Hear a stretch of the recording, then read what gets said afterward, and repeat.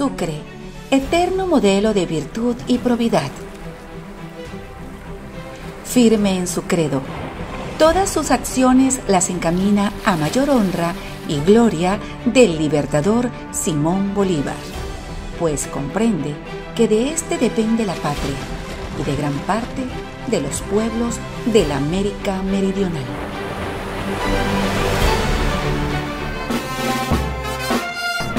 El general José de San Martín ocupó Lima para el año de 1821. Sin embargo, para poder lograr el control del territorio peruano, se tuvo que enfrentar con situaciones muy incómodas que lo debilitarían posteriormente y provocarían su salida del Perú.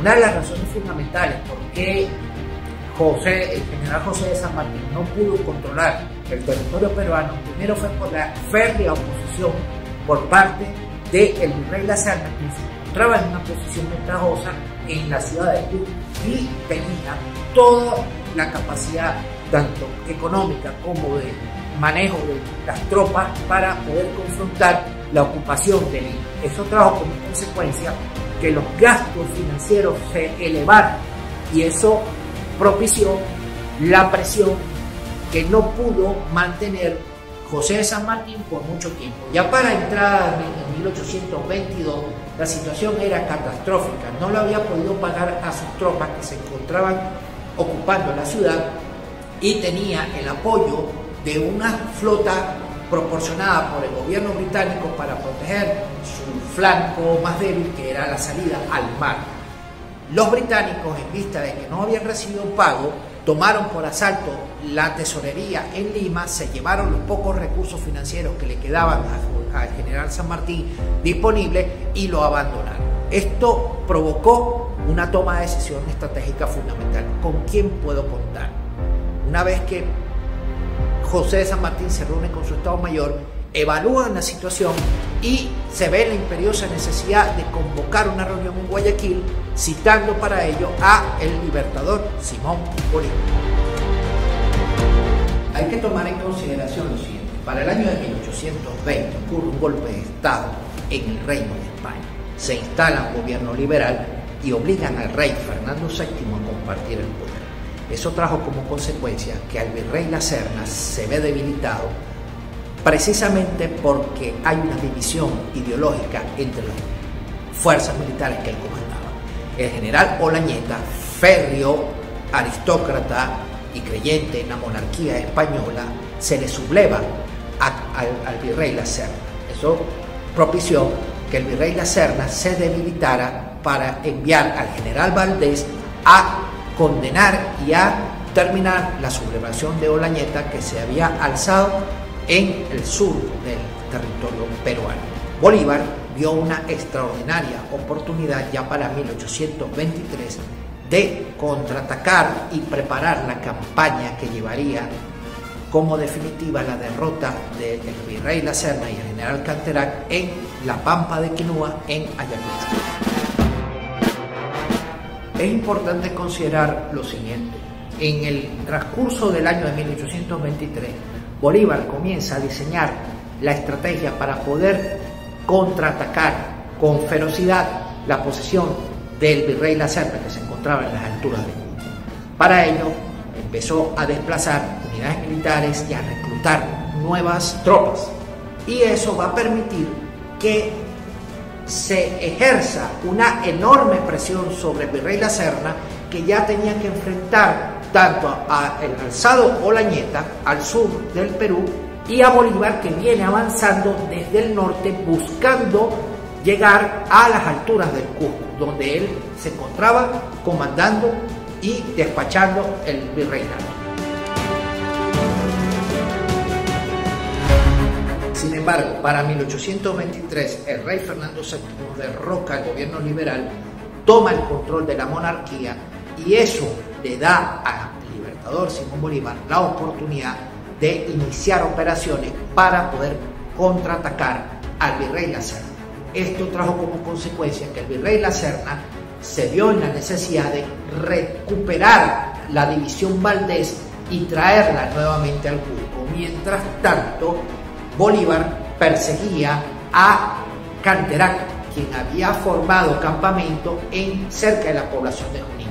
Eso motivó a que se desarrollara una campaña extraordinaria que terminó en un hecho de armas inusual dentro de la historia de la emancipación americana, como fue la batalla de Junín, la cual se luchó con lanza, sable y al lomo de caballería, sin un solo disparo, porque fue producto de una persecución que al final Canterac voltea a sus tropas de caballería y confronta a la caballería de Bolívar, terminando por arrasar a la caballería española.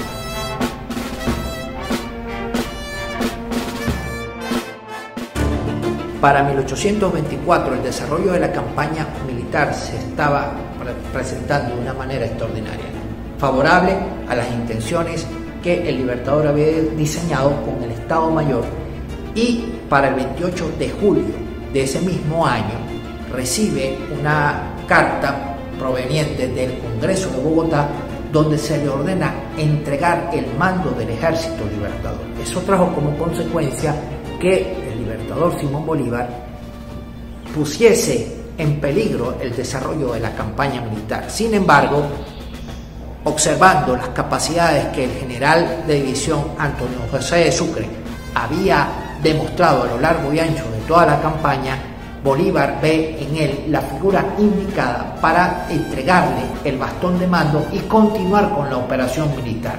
Desde que se funda la República de Colombia, Bolívar siempre acató la decisión de los legisladores, y es por ello que no discutió en ningún momento la entrega de su comando y control en las operaciones militares que se estaban desarrollando para ese momento en el año de 1824. Ordena a Sucre que empezara a iniciar maniobras para evitar una confrontación decisiva, pero siempre buscando la oportunidad de generar el punto de quiebre necesario para poder ya de una manera definitiva y contundente enfrentar las tropas que se encontraban en persecución del Ejército Libertador, que para el momento el virrey La Serna con el general Canterac y todo su Estado Mayor tenían previsto para el contraataque final en contra de las tropas de Bolívar.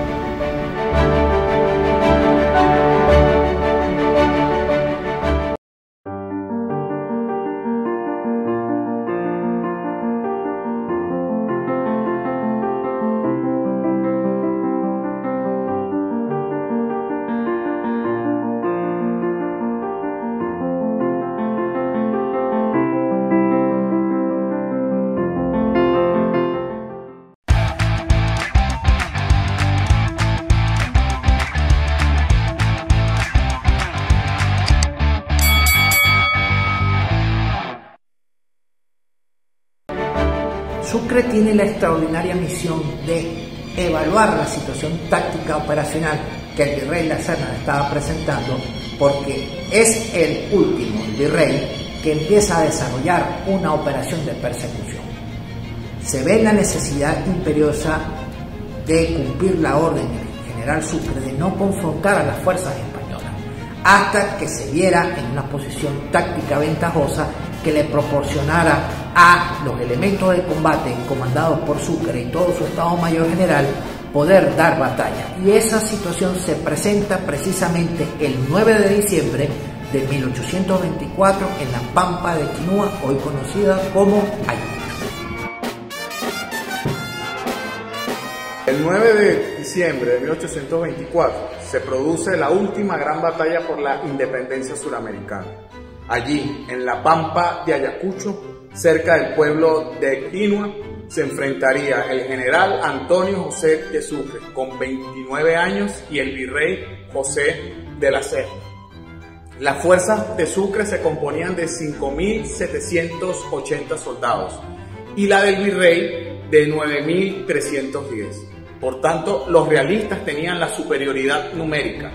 Sin embargo, la experiencia de combate la tenía el general Sucre.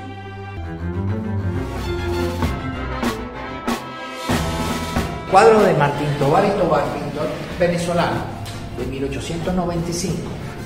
Él deja reflejado para la posteridad el movimiento y la sinergia que la batalla de Ayacucho trajo como consecuencia para la historiografía nacional, para la historiografía internacional y sobre todo para la comprensión de las generaciones futuras. Aquí les voy a explicar más o menos lo siguiente. Vemos acá la explotación y la persecución del ejército realista ya en desbandada en la pampa de Quinua, una vez que la caballería del general Miller traspasa la vaguada y entra en contacto con el remanente de la división de Monet. Una vez que esto sucede, se desarticula y se descoordina el dispositivo composición y fuerza que el general Canterac, junto con el virrey La Serna, que ya había sido hecho prisionero y herido en el combate, trajo como consecuencia final. Sin embargo, fue la colocación en una de las alturas del Condurcunca, la bandera tricolor de la República de Colombia, que trajo como ya definitiva situación final que el general Valdés, el general Monet y el general Ferraz dejaran de combatir. Eso trajo como consecuencia que dieron la orden de entregar o dejar las armas y procedieran a pasar a ser prisioneros del momento histórico en la batalla que posteriormente se conocería como la gloria del mariscal de Ayacucho, Antonio José de Sucre. Y como su escena central sería la capitulación, la rendición final. ¿Rendición de qué?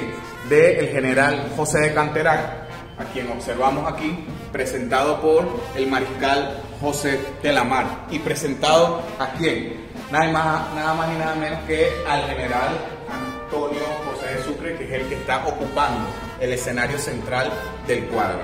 Como bien lo acaban de explicar, la escena que tenemos en esta parte sería la explotación, la persecución de la caballería republicana, y podemos ver aquí también las divisiones realistas en el cerro de Condorcunca. Y por aquí encontramos a la oficialidad realista que ha sido, que se está rindiendo, y aquí los podemos ver con las caras hacia abajo, tristes, con el general Antonio José de Sucre para acordar los términos de una capitulación que se vendría a firmar al día siguiente en la población de Quinua, en la cual los realistas terminarían siendo totalmente derrotados y reconocerían la soberanía del Perú.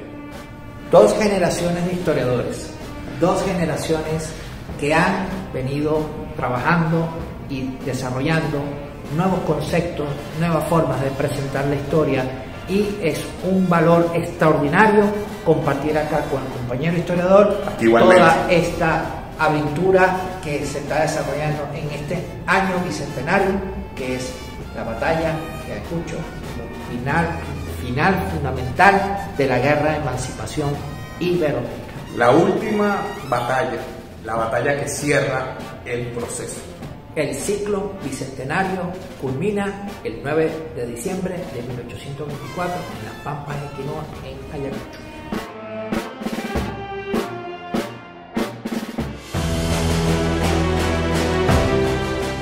La Pampa de Ayacucho, que en lengua quechua significa rincón de los muertos, se compone aproximadamente de 1 kilómetro de largo y 600 metros de ancho. También cuenta con quebradas o cortaduras, y a su frente se encuentra el cerro Condorcunca, de 4.231 metros sobre el nivel del mar. Fue allí donde el 9 de diciembre de 1824 se dio la última batalla por la libertad de Sudamérica.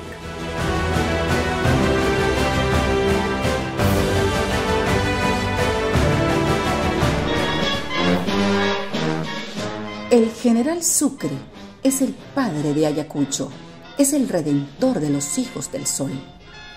Es el que ha roto las cadenas con que envolvió Pizarro el imperio de los incas.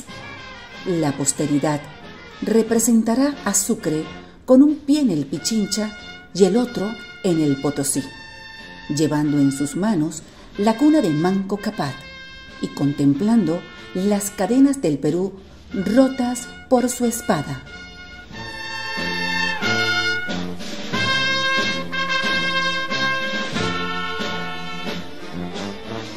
Resumen sucinto de la vida del general Sucre, escrito por el libertador Simón Bolívar en 1825.